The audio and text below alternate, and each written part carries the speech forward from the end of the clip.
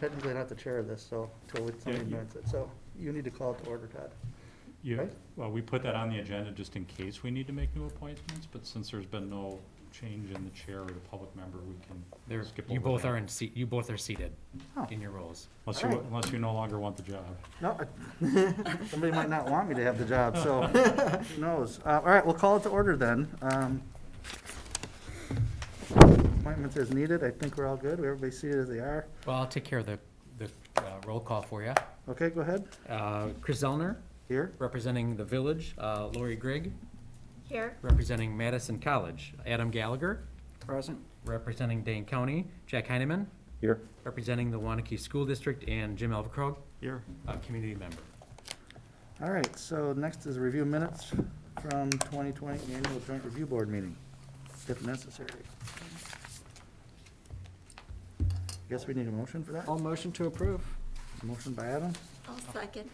and we have a second? I will, any other comments? Call the question, all in favor, say aye. Aye. Opposed? Ayes have it. Review annual PE 300 reports and the performance and status of, we'll start with tax incremental District 2. Todd? Sure, so similar to past years, we provided. Oh, quick note, if I can. Oh, Just go so, for means of introduction, for those who are here or possibly watching this, Todd Taves is with Ellers and Associates, the village's longtime financial advisors. So they manage the array of obligations related to our district creation and monitoring and this very process, among other financial duties for the village. Thank you. Yep. So for each TID, we've got the report you're used to seeing in the past. There's a brief narrative, a map. At the back as a appendix is the DOR form PE 300, which is actually the statutory requirement that you need and be provided that. But as we always indicate, that PE 300 on its own really isn't particularly useful since it's just an annual statement of revenues and expenditures. So what we want to focus on is really the few pages in the center of each report that address the current valuations, tax increment projections, and cash flow, and ultimately help us to look out. Understand the important question that most people are concerned about is when is the district most likely to close. So we'll jump right in. And again, I'm going to just focus on the spreadsheet exhibits in the center, but if anyone has a question on anything else related to the district, please jump in, and I'd certainly invite Todd and Renee and Tim to add any color as well, or help answer questions. So I'm looking at page 3 of the TID 2 report, and all these will follow this same 3-page spreadsheet format. So the first page is a statement of historical incremental value, as well as projections going forward. Now for TID 2, the district was closed earlier this year after the 1-year extension provision was exercised with that 1 year of additional increment captured to be used for affordable housing within the village. So the $23,571,000 that you see there is the current and final value. And if you look at page 4, that valuation, when we take last year's tax rate, we don't know at this point exactly what the new tax rate will be, but we're estimating for 2022 that about $480,000 will be collected. And if you then look over to the third spreadsheet on page 5, this is the cash flow. So again, district was just in the process of repaying project costs and also making transfers to TID number 5. That final transfer amount is going out in the current budget year, which will result in 0 fund balance.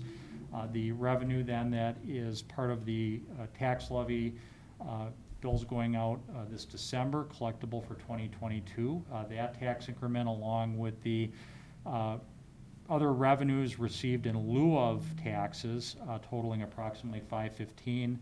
That's shown then as a transfer out to the newly established housing fund, along with paying for whatever final district closure and audit expenses are. So this will be, you will get one more report on this district next year, which will just be a final update as to what those final 21 and 22 numbers were. I'll pause after each one just to see if there's questions. Questions from anyone? So is there a remaining balance in this account? Because the revenue is slightly less than the expenditures through 2022. The reason that is this requirement to do the annual report started with the 2017 year. So what you're seeing is just the data from 2017 present. Oh, okay. So you'd have to look at the fund balance at the beginning, which was a negative 110,000. Oh, okay. Or actually, that's not the fund balance, that was the annual change. But the reason though is, again, we're not seeing the years preceding 2017 in those totals. Does that make sense? Yeah. Okay.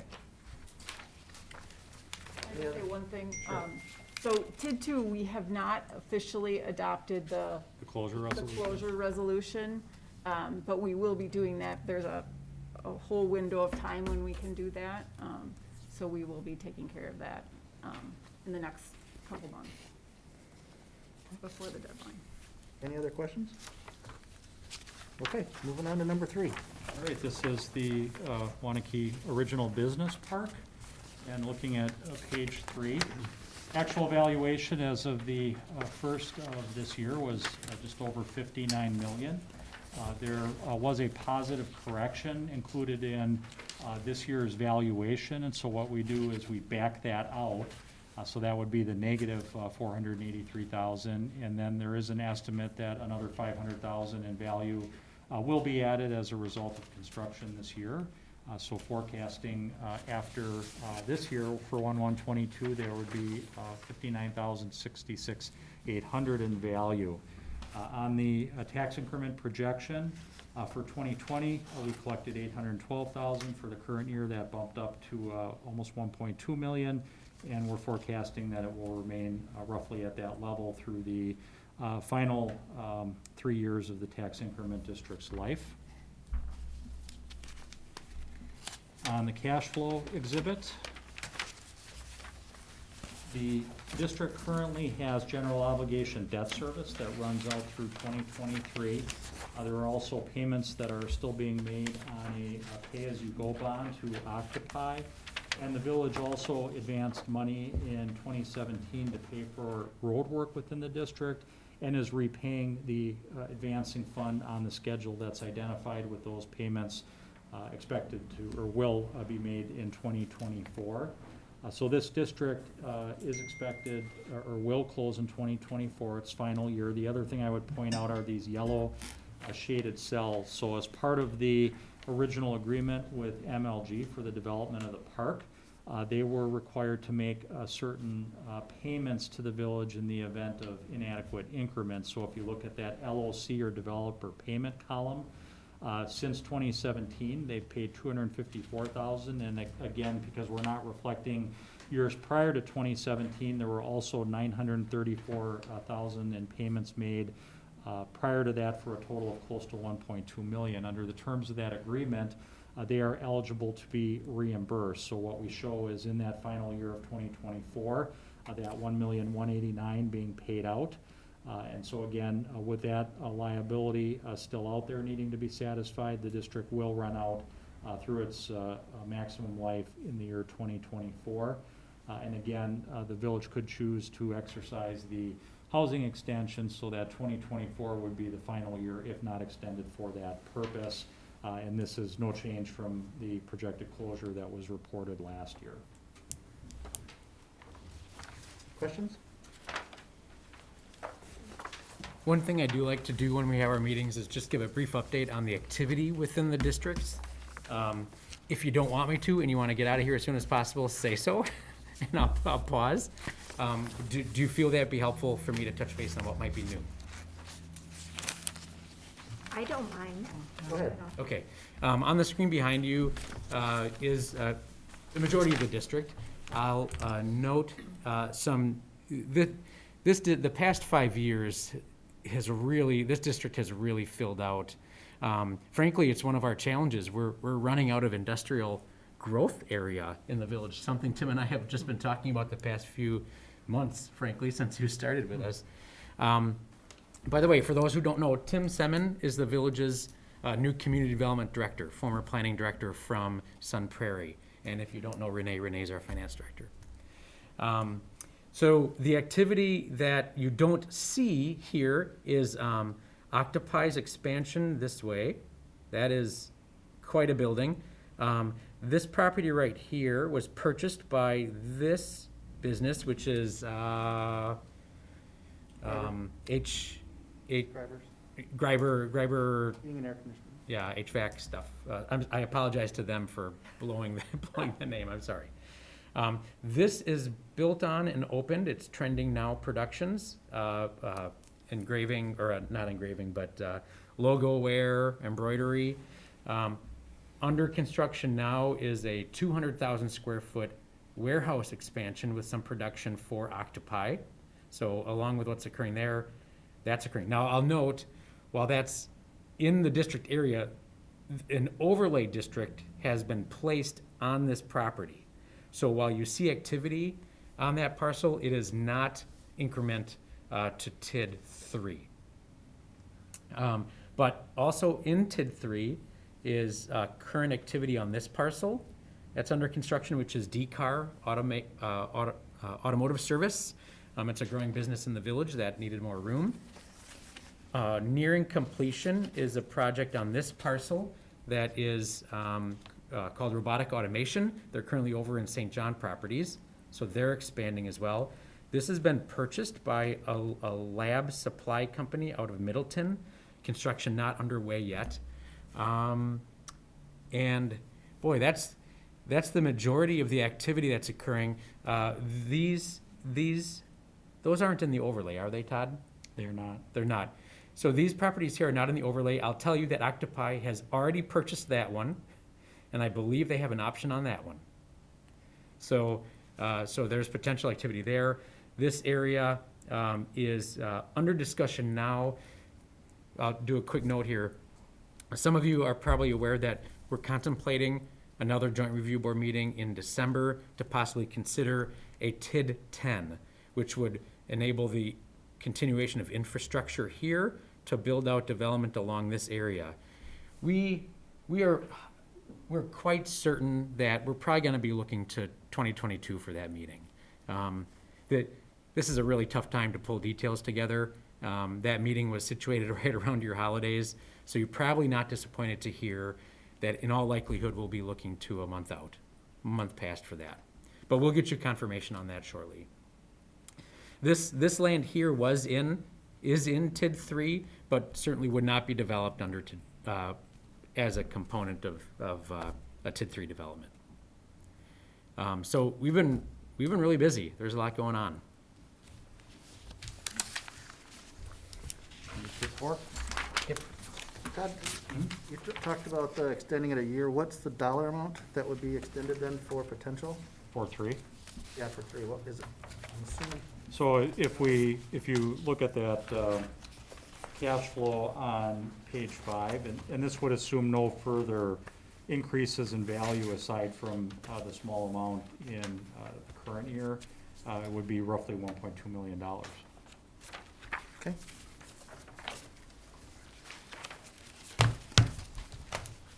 Okay, TID 4, this is the Stokely site TID, south of Main Street, west of Division. And if we look at page 4, this district, the value changes have been fairly nominal since the project was completed. We did have a small loss in value of $69,500 for the 1/1/21 valuations. In terms of the increment projection, bringing in that ballpark of $100,000 per year, a little more upcoming, and that is projected to remain basically stable. In terms of the cash flow, the district does have, or the village did issue debt to finance project costs within the district. That debt matures in 2023. The current forecast does indicate that this TID potentially could be paid off next year, and that's the same projected closure year as last year's report. Although I will note, if you look in that 2022 row where the red box is indicated on the right-hand side, the projected balance is 142,000, the remaining debt principal is 125,000, so it's pretty tight. So, I think at this point next year, it'll be clearer whether that district is actually, again, postured to close or perhaps be extended for 1 year for the housing, or whether that may lapse back to 2023. So it'll really just depend on the financial performance coming out of the current year and going into 2022. Question, Jim? I have a question. You talked about the environmental problem that was found in this TID district. Was that at the apartment building or the village center, or? That's at the Village Center. What was suspected was some continued leaching of the contamination that had been capped and cleaned, and some remnant that was noticeable in odors in the sump crack of the building. So we made some modifications to our exhaust system to, first of all, care for the building appropriately, installed some monitoring wells around the property, coordinated the process of working with Ayers Environmental on reviewing that, coordinated our reporting to the DNR as appropriate when that's recognized. So it was to manage those conditions. The good news is that we're showing clear conditions, so it must have been some really unusual spot of remnant contamination that leached, but things are looking clean now. So any But we'll co- still have some reporting requirements with the DNR. So any costs that are associated with that, would that get charged to the TID then? It is, yes. It's in the capital expense column, and I do see that we might have, it looks like 2020 had 16,000 of admin costs, but I think part of that should have been in the capital column. I must have missed that in my review. So those are the costs for Ayers to do the remediation and the monitoring. They're still working with the DNR to meet the monitoring requirements. So those costs are currently being charged to the TID. Because it was part of the project plan. So is there anything happening in that, or is it just bare land in this TID? There's nothing else happening besides this contamination monitoring. In terms of the development there, Right. you're asking? No, but that's fully developed with the Village Center and Senior Center, as well as the Cannery Row Apartments. Thank you. When those odors first started, I was hoping that we had struck oil in that spot. That would have been great, but it found out that it was nothing too serious as well, so that was good. TID 5. All right, TID 5, this is the original downtown district on page 5, actually page 4. Got 26.1 million in incremental value as of January 1st of 2021. We did have about a 775,000 decrease in value over the prior year. Tax increment collection for the current years was 547,697, and we're projecting, due to the inflation factor that's being applied as with the other TIDs, just a small increase going forward, assuming a level tax rate. In terms of the cash flow projection, debt obligations are still in place. They run through the years 2029 and 2031. Also, 2 active pay-as-you-go obligations that the village is still paying on. The district's projected closure is 2026, and that is 2 years later than what we had forecasted last year. And the reason for that is this is the district that had been receiving those transferred increments from TID number 2. So by electing to go ahead and close TID 2, what that did is made that revenue unavailable going forward after this year. And as a result, we have a 2-year delay. So that was really the trade-off. We got to close TID 2 earlier than was projected, and the associated reaction is the fact that this district will run out 2 years longer, but still closing within 5 years. Questions?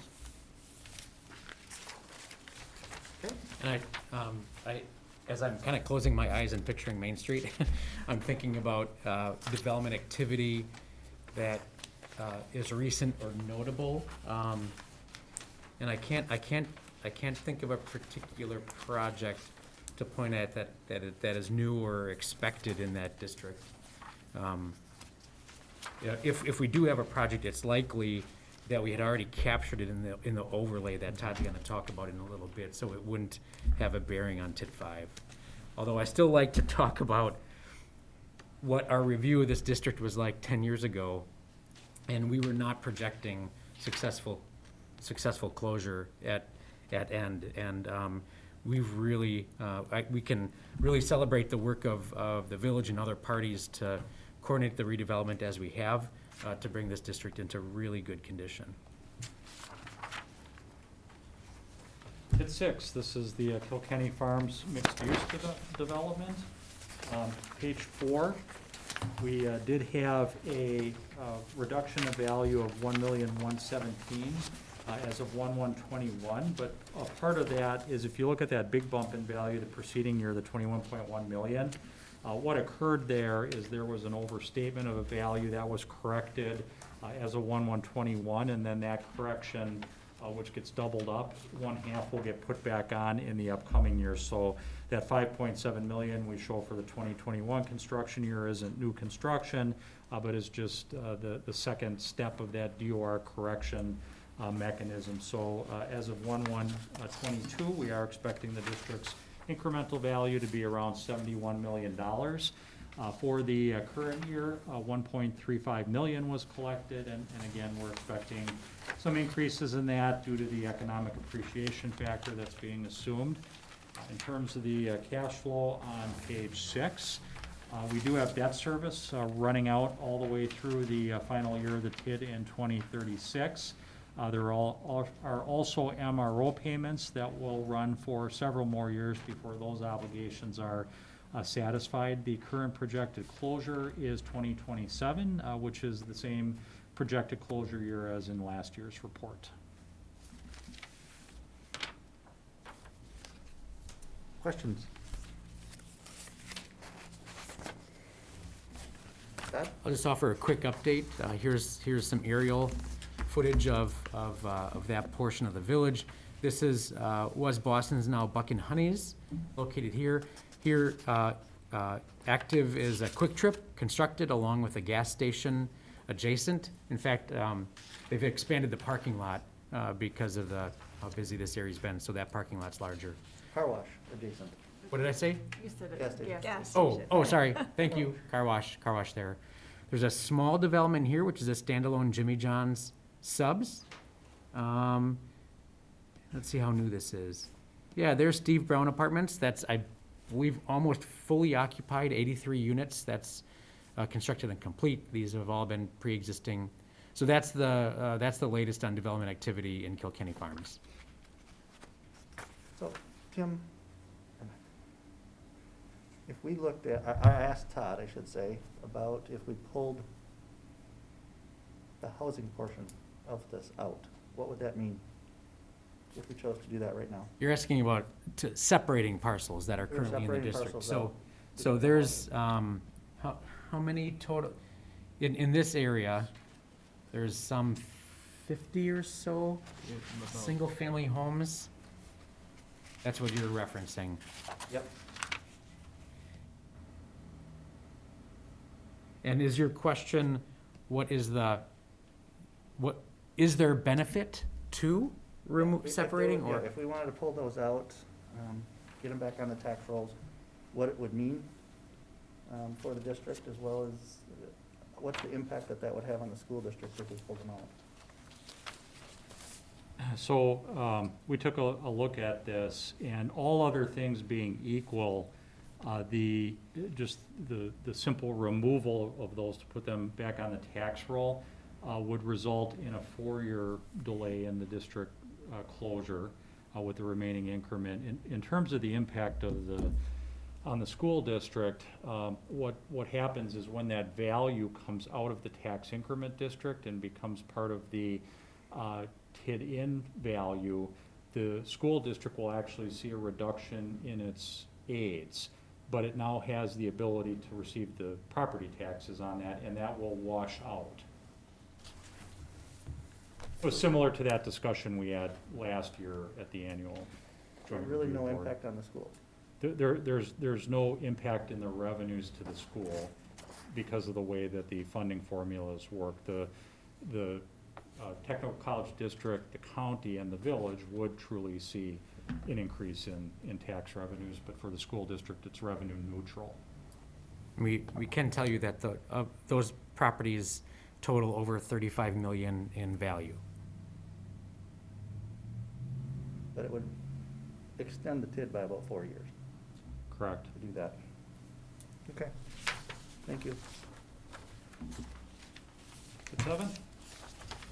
Unless there's any other questions on 6? Looks like 7. All right, TID 7 is a small, single project TID for Renew Air. On page 3, we've got the valuations presently valued at $5.35 million. The tax increment collection for current year is about $110,000, and again, just small increases in that projected going forward. The cash flow projection, the only liability in this TID is a municipal revenue obligation or pay-as-you-go payment that is made to the company. The maximum amount that they can receive is $2.9 million, and the payments must terminate after the year 2040. At present, there is not enough value there that they will get to that $2.9 million, based on this set of projections. Going out to 2040, the total payment would be about $1.3 million. So similar to debt, we look at our ability to prepay that, and the analysis indicates that that could potentially occur in the year 2030. That's a 1-year delay from the projection that was provided last year, and as that delay is simply a result of the small value drop that we've seen in that assessment.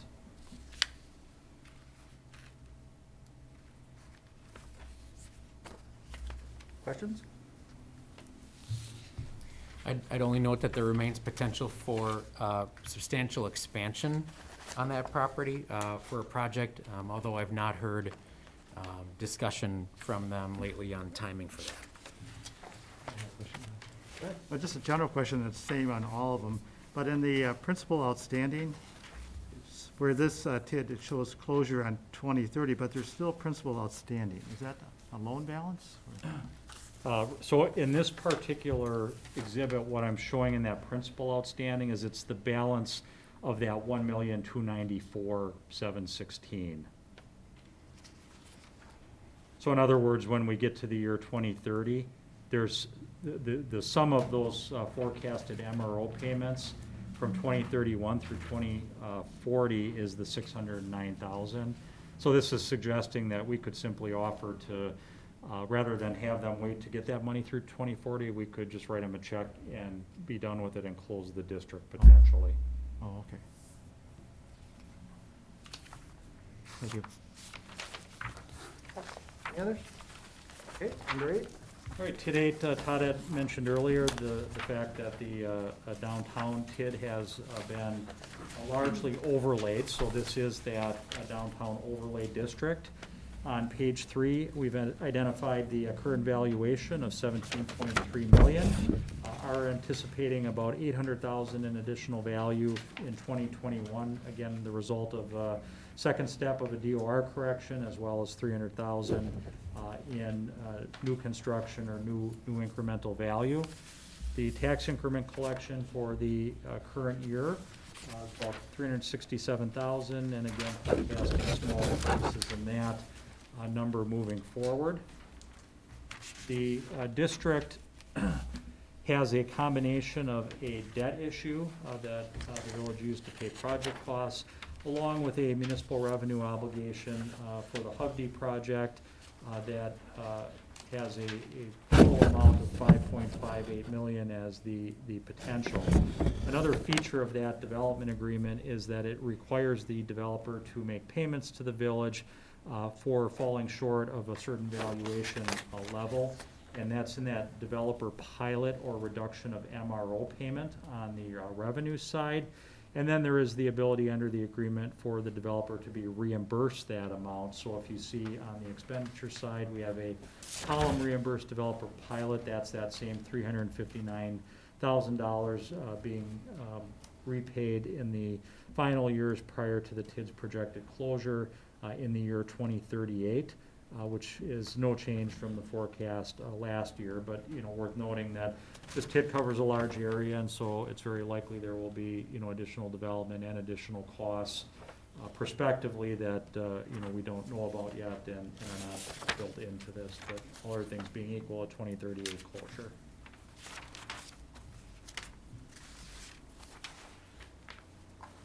Questions?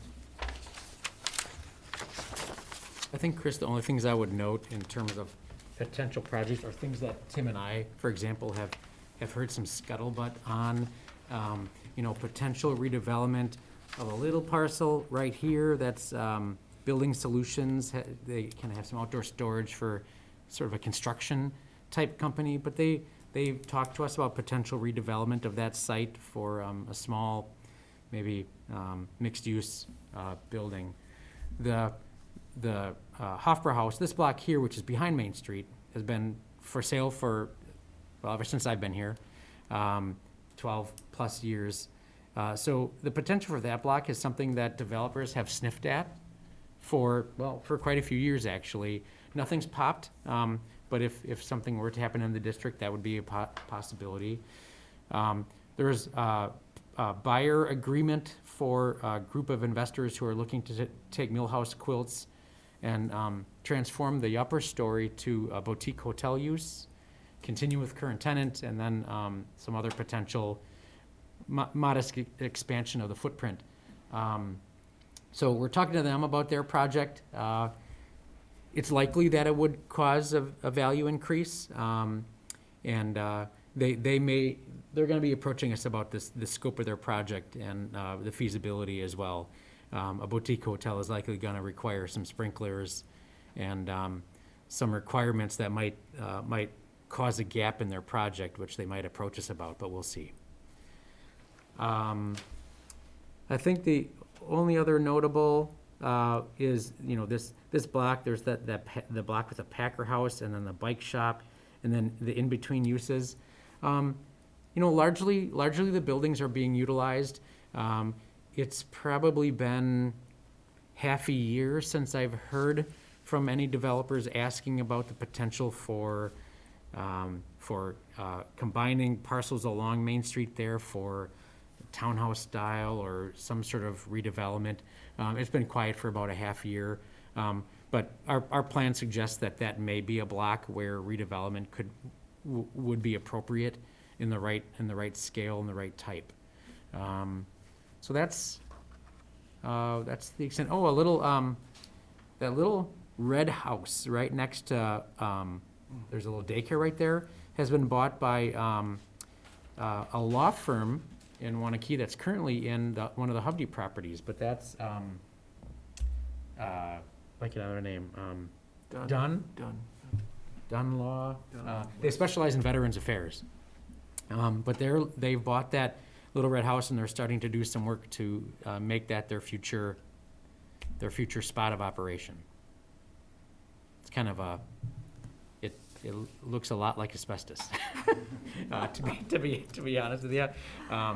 But they're looking to do some remodeling and improvements there. And that parcel is in the C1D that would be suitable for that particular reuse of the property. Great, thanks, Todd. Number 9. TID 9, this was originally the single-site district created for Tormach.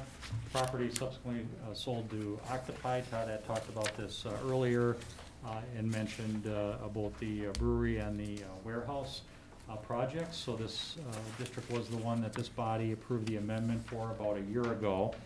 In terms of the valuations, still $100,000 in the hole, but all the work that is now happening and will happen prospectively is not reflected, obviously. The numbers we are using for that forecast are really the same numbers you saw in that project plan amendment where we're expecting roughly $20 million in real estate improvements that will result as part of the project that's ongoing. When we hit that $20+ million value, we would anticipate approximately $420,000 in tax increments coming in. The only obligation of this TID is the pay-as-you-go municipal revenue obligations that were issued to Occupy as part of the brewery and warehouse projects based on the pre-construction forecast that was identified in the project plan amendment. It shows a projected closure of 2030, which is much better than the prior projected closure of 2039 without recovery of project costs. So clearly a big improvement for the disposition of this district. Questions? So, I would just ask the question, from your professional opinion, how are our TIFs performing well? They're all in good shape. Clearly, the sharing arrangement that TID 2 had was beneficial. And the fact that you're able to close that district and that district is now able to finalize its cash flow relying on its own increment is certainly positive. Todd mentioned, some of the differences in how the downtown district looks now as compared to, when it was initially developed. So I think overall, the village's TIFs are all cash flowing nicely and no significant concerns in terms of impacts on your financial statements. Okay, I just took note, right now, it looks like all but one are gonna close prior to 2030, which is very good, in my opinion. So that's cash flowing nicely. It's way ahead of schedule for a lot of them, where we were, so. Those are really my comments for tonight. Any others that? Go ahead, Joe. Now, if Occupy would expand again, you mentioned they bought a lot there. Is that lot is not part of the same TID though, as their current project? That lot is in TID, currently in TID 5. Okay, 5? 5 or 3? Or, I'm Three. sorry, 3. Yeah. okay. Part of the proposed town, right? Right, it would, yeah, it would be. Chris, one note, we've kept, and maybe Jack, you know this, well, I know you were there when we met to talk about keeping good communications together between the village and the school district, because we recognize, the decision-making and the impact of those decisions that are important to you and your board. I would say we have a really good relationship with Randy Gutenberg and Steve Summers at the administrative level, where we try to maintain those communications. I know in that meeting, we had a productive discussion with Steve about how the timing of the retirements of districts can have an interesting impact on the school finances. And in some cases, the timing could cause a tricky scenario depending on how massive that value adjustment is. And what Steve asked, and what certainly we're willing to do, is as these matters come forward, we'll stay in really good communication with the district.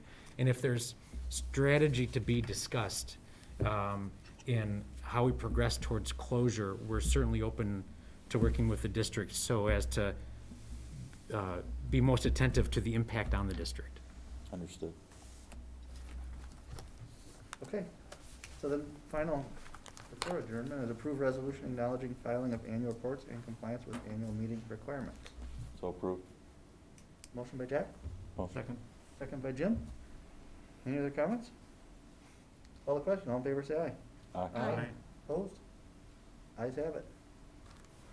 Since Dr. Random's not here, I'm gonna make the motion to adjourn. Do I have a second? Second. Motion remains seconded. All in favor say aye. Aye. Opposed, thanks. Todd, thank you.